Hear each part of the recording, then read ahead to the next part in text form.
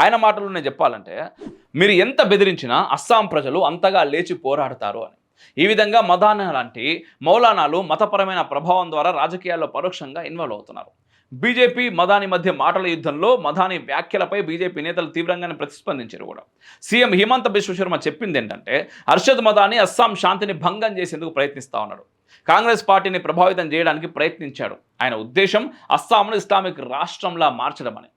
ఇక ఆయన గుర్తు చేసిన సంఘటన ఏంటంటే, తరుణ్ గొగోయ్ ముఖ్యమంత్రిగా ఉన్న కాలంలో టీచర్ల నియామక ప్రక్రియను అడ్డుకునేందుకు కూడా మదాని వచ్చిందట. కానీ ఆ సమయంలో హిమంత బిశ్వ శర్మ ఎడ్యుకేషన్ మినిస్టర్గా దాన్ని అమలు చేశాడు.